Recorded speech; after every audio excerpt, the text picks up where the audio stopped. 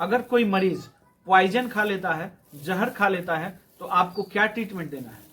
अगर आपके घर पर ही कोई मरीज है जिसने जहर खा लिया है, आपका ही कोई परिजन है जिसने जहर खा लिया है, तो क्या आप ट्रीटमेंट देंगे? कौन सी दवा आपको देनी है? क्या घरेलू उपचार करना है? कौन सी आयुर्वेदिक दवा है? कौन सा एलोपैथी ट्रीटमेंट है? इन सब को इस वीडियो में हम लोग जानेंगे। मैं तीनों तरह का ट्रीटमेंट इसे आपको बताने वाला हूं। एक आयुर्वेदिक ट्रीटमेंट बताऊंगा, एक घरेलू उपचार बताऊंगा, और एक डॉक्टर्स के लिए बताऊंगा जो पेशेंट आईसीयू में एडमिट है उसको क्या ट्रीटमेंट आपको करना चाहिए। जो पेशेंट एकदम सीरियस हो चुका है उसका क्या आपको ट्रीटमेंट देना चाहिए, इन सबको मैं इस वीडियो में बताऊंगा। हाँ, रिक्वेस्ट आप लोगों से यही है कि वीडियो अच्छा लगे तो लाइक जरूर ही करिएगा, क्योंकि इससे अच्छे अच्छे हेल्थ टॉपिक्स मैं आप लोगों के लिए लेकर के आऊं। आप लोग ही मुझे मोटिवेट करते हैं अच्छा वीडियो बनाने के लिए। ठीक, आप लोग लाइक नहीं करिएगा तो मैं समझूंगा कि मैंने अच्छा वीडियो नहीं बनाया। हाँ, शेयर करना है। शेयर मेरे लिए नहीं करना है, शेयर उन लोगों के लिए करना है जिनको ये जानकारी होनी चाहिए। शेयर करने से, आपके एक वीडियो शेयर करने से कई एक लोगों का जान बच सकता है। ठीक, इसलिए इस वीडियो को जरूर ही शेयर करें, और किसी का जान जाने से पहले आप उसको बचा लें। आपके संबंधी हैं, परिजन हैं, मित्र हैं, उनको जरूर भेजें। ठीक, कि अगर कोई डॉक्टर नहीं मिला, किसी ने पॉइजन खा लिया, तो क्या करना चाहिए, कैसे पेशेंट की जान बचाई जा सकती है। मैं डॉक्टर आशुतोष रंजन अपने channel doctor Ashutosh Ranjan medical class में आप लोगों का स्वागत करता हूं। सबसे पहले नए वर्ष की शुभकामनाएं आप लोगों को, मुबारकबाद नए वर्ष की।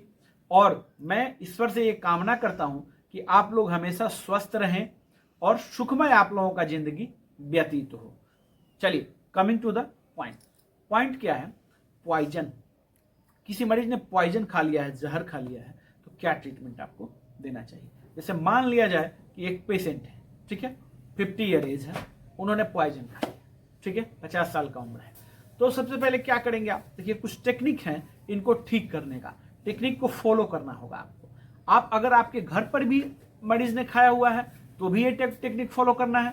अगर आप डॉक्टर हैं तब भी आपको ये टेक्निक फॉलो करना है। दोनों लोगों को ये टेक्निक फॉलो करना है। तो देखिए क्या करना है, सबसे पहले पेशेंट को स्टेबल करना है। स्टेबल कैसे करना है? स्टेबल इसलिए करना है कि पेशेंट को लोग क्या करते हैं कि घेर के खड़े हो जाते हैं। ठीक, ऑक्सीजन वगैरह नहीं आता है, पेशेंट दम घुट के मर जाता है। ठीक, तो पेशेंट को हवादार जगह पर रखें। ठीक है, पेशेंट को स्टेबल करें। उसके बाद क्या करना है? स्टेबल करने के बाद पेशेंट का डायग्नोस, वाइटल चेक आप स्टार्ट करें। ठीक है, मैं 2 तरीका बताऊंगा, जनरल पब्लिक भी कर सकता है, आराम से अपने घर पर चेक कर सकते हैं। सबसे पहले क्या करना है कि पेशेंट का धड़कन चेक करना है। ठीक है, लेफ्ट साइड में हार्ट होता है। ठीक, ये कंफर्म सबको पता है। 1% लोग ऐसे भी दुनिया में हैं जिनका हार्ट बाएं साइड में होता है, राइट साइड में होता है। एकदम कंफर्म है, ये हकीकत बात है। तो आप जो है इसको चेक करेंगे, धड़कन इसका चेक करेंगे, पेशेंट का धड़कन चल रहा है कि नहीं, हार्ट चल रहा है कि पेशेंट डेड हो चुका। ठीक, इसी से पता चल जाएगा आपको। ठीक है, या काफी स्लो चल रहा है कि तेज चल रहा है। ये पॉइंट आपने पहले चेक कर लिया। उसके बाद क्या चेक करना है आपको? पेशेंट का बीपी चेक करना है। ठीक है, ब्लड प्रेशर। आप डॉक्टर हैं तो ब्लड प्रेशर आसानी से चेक कर सकते हैं। और आजकल तो आम लोगों के पास भी जो है ब्लड प्रेशर की मशीन है, लोग देखते हैं अपने से बीपी। कुछ बीपी की अच्छी मशीनें हैं, उसको मैं लिंक में डाल दूंगा, आप लोग देख लीजिएगा, आपकी इच्छा चाहे तो उसको लेकर रखिए। बीपी वगैरह चेक करना चाहिए अपने आप, घर में कहीं दिक्कत नहीं होगी, आसानी रहेगी आपके लिए। ठीक है, अब बीपी चेक कर लिया आपने। उसके बाद आप क्या चेक करेंगे? पल्स चेक करेंगे। पल्स कहाँ चेक करेंगे? ये देखिए, यहां पर दबाएंगे, ऐसे थक थक थक थक थक थक थक थक की आवाज आती है। ठीक है, अगर पल्स मिल रहा है, ठीक है, आ रहा है, कहीं तेज आ रहा है, कम आ रहा है, तो यह है कि पेशेंट जिंदा है। ठीक है, पेशेंट अभी डेथ नहीं हुआ है। ठीक, अब इसके बाद सबसे सीरियस कंडीशन कब आ जाती है? ये प्यूपिल जो है, ये आंखों के नीचे प्यूपिल होता है आई में, इसको देख लीजिए इस इमेज में। ठीक है, इमेज को ध्यान से देखिए। अगर प्यूपिल डायलेट हो गया, अपने जगह से जो है बड़ा होने लगा, पहले छोटा था, सबका ही छोटा होता है, जब बड़ा होने लगा, प्यूपिल फिक्स हो गया, डायलेट हो गया, तो फिर आपको क्या करना है, ये भी हम वीडियो में आपको बताएंगे। ये डेंजर कंडीशन है। ठीक है, उसको कैसे ट्रीट करेंगे ये भी वीडियो में हम आपको बताएंगे। ठीक है, ये आपने समझ लिया, पेशेंट को स्टेबल कर लिया। दूसरा क्या है कि पेशेंट का वाइटल चेक कर लिया, टोटल वाइटल हमने चेक कर लिया। ठीक, पेशेंट होश में है या बेहोश है। ठीक है, देखिए 2 कंडीशन और होती हैं, एक पेशेंट होश में होता है, एक पेशेंट बेहोश होता है। ठीक है, तो जो पेशेंट होश में है उसको कैसे ट्रीट करेंगे पहले ये जान लीजिए।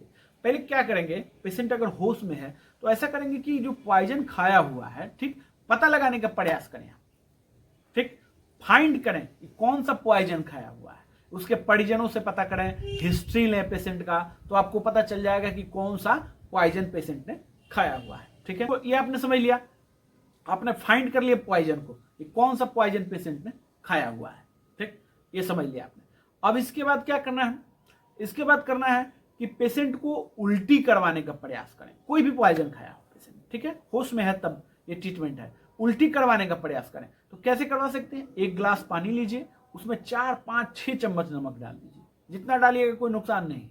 ठीक है, और पेशेंट को पिलाइए, पिला दीजिए, और क्या होगा कि पेशेंट उल्टी करना स्टार्ट कर देगा। ये सबसे आसान तरीका है। ठीक है, उसके बाद भी पेशेंट उल्टी नहीं करता है तो ग्लव्स पहन लीजिए, आप डॉक्टर हैं या जनरल पब्लिक है, ग्लव्स हो तो ठीक है। ग्लव्स पहन के अंदर जो है टॉन्सिल जो होता है, उंगली से टॉन्सिल के पास जो है आप हाथ लगाएंगे। ठीक है, बार बार टच करेंगे, छुएंगे, टच करेंगे, छोड़ेंगे, तो पेशेंट उल्टी करेगा। अब कंफर्म उल्टी करेगा, बिना दवा के उल्टी करेगा। ठीक है, अगर किसी चीज से नहीं कर रहा है तो इस तरीके से जरूर ही उल्टी करेगा। उल्टी करने से क्या होगा, पेशेंट उल्टी करेगा तो ये होगा कि उसका पॉइजन का असर कम हो जाएगा, जो पॉइजन अभी एब्जर्व नहीं हुआ है एब्डोमेन में वो कम हो जाएगा। ठीक, वो बाहर निकल जाएगा। ठीक, अब इसके बाद क्या करेंगे ये आपने समझ लिया। और उल्टी करवाने के बाद अगर पेशेंट का कंडीशन सही लग रहा है, वाइटल्स वगैरह ठीक हैं, है ना, तो पेशेंट से आप पूछ लीजिए उसका एंटीडोट आप देंगे। जैसे एंटीडोट क्या होता है ये समझते हैं। पीसीएम, पैरासीटामोल का एंटीडोज क्या होता है, अगर किसी ने पैरासीटामोल खाया हुआ है, ठीक है, तो उसका एंटीडोट होता है एसिटिसाइलिन। ठीक है, एसिटिसाइलिन एंटीडोट होता है। और ठीक, ये आपने समझ लिया, एंटीडोट भी हमने दे दिया। ठीक है, अब पेशेंट का एक कंडीशन वैसे नहीं है, ज्यादा सीरियस पेशेंट है।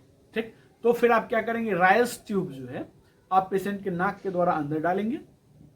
डालने के बाद जो है आप क्या करें कि फिर उसको खींच करके निकालें। एनएस डाल दें, 50 ml का सिरिंज लीजिए, 20 ml तो कम हो जाएगा, 50 ml का सिरिंज लीजिए, आता है, उससे पानी को पुश कीजिए अंदर। ठीक है, तो एब्डोमेन में जाएगा और वो उसको फिर खींचिए, वाश करेंगे, उसके एब्डोमेन को वाश करेंगे। तो क्या होगा, जो पॉइजन जो है एक्टिवेट नहीं हुआ होगा, एब्जर्व नहीं हुआ होगा जो पॉइजन, वो पॉइजन जो है कि बॉडी से बाहर निकल जाएगा, तो पेशेंट डेंजर जोन से फिर नॉर्मल हो जाएगा। ठीक, ये आपने समझ लिया। हाँ, अब इसके बाद क्या है कि अगर पेशेंट का बीपी अप डाउन हो रहा है, ठीक है, बीपी कम हो रहा है, ठीक, तो आरएल आप चलाइए। ठीक है, अगर बीपी नॉर्मल है एनएस चला सकते हैं, है ना, और एनएस आरएल दोनों चला सकते हैं इसमें, बीपी अगर पेशेंट का कम है तो। ठीक है, ऑक्सीजन पेशेंट को लगाइए। जब पेशेंट स्टेबल हो जाता है, ये सब प्रक्रिया आप कर चुके हैं, उसके बाद पेशेंट को ऑक्सीजन लगाइए। ठीक, इसके बाद क्या करना है, मेन पॉइंट क्या है, हमने कहा था कि ये प्यूपिल जो है, हाँ, जो आप जनरल ऑडियंस हैं, ठीक है, तो आप क्या करेंगे, इतना करने के बाद पेशेंट को उल्टी करवाएं, और ज्यादा से ज्यादा जो है आप ऐसा करें कि पेशेंट को रेफर करें, किसी हॉस्पिटल में एडमिट करवाएं, आईसीयू में रेफर करें, क्योंकि पेशेंट का जान बचाना जरूरी है। ठीक, ये आपने समझ लिया। हाँ, अगर पेशेंट का प्यूपिल डायलेट हो गया, ये हमने कहा था कि ये आई जो है अंदर इसके प्यूपिल होता है, प्यूपिल अगर डायलेट हो गया है पेशेंट का, तो आपको क्या ट्रीटमेंट देना चाहिए, तो पेशेंट को आपको जो है ट्रीटमेंट नहीं देना चाहिए अपने से, उसको रेफर कर देना चाहिए, क्योंकि पेशेंट एकदम समझ लीजिए कि डेंजर जोन में है, काफी ज्यादा डेंजर जोन में है। अगर आपको इस चीज का अभ्यास नहीं है, आपने अगर इस पेशेंट को कभी ट्रीट नहीं किया है ऐसा पॉइजन वाला पेशेंट, तो रिस्क नहीं लीजिए, पेशेंट को रेफर कर दीजिए। ठीक ना, एक पीडीएफ बुक और वीडियो लेक्चर का एक कोर्स लॉन्च किया हुआ है, जिसमें हमने क्या लिखा है, बीमारी और बीमारी के ट्रीटमेंट को डिटेल में लिखा हुआ है, अपना रिसर्च फॉर्मूला लिखा हुआ है। ठीक है, कि जैसे आपने बीमारी देख लिया, ठीक है, पेशेंट का सिम्टम मैच करेंगे। मेरे बुक में ये भी लिखा है हमने सिम्टम के बारे में भी, क्या टेस्ट कराना है, रिपोर्ट आने के बाद क्या दवा देनी है, और एकदम रिसर्च फॉर्मूला। ये वीडियो लेक्चर और पीडीएफ बुक का एक कोर्स है। ठीक है, जिसका प्राइस हमने रखा है 501, ओनली 501 रुपए इसका प्राइस है। अगर आप प्रैक्टिशनर हैं तो आपके पास फर्स्ट एड एक्सपीरियंस सर्टिफिकेट जरूर ही होना चाहिए, जिससे आपको आगे कोई दिक्कत नहीं हो, आप प्राथमिक उपचार कर सकें। अगर कोई बनाता है तो आप बनवा लीजिए, नहीं तो मुझे भी आप मैसेज करेंगे, उसका कुछ चार्ज आपको देना पड़ेगा। ठीक, मैं भी बना के उसको आपको दे दूंगा। अगर आपको बुक लेना है, बुक कोर्स, तो बुक लिख के मैसेज करेंगे।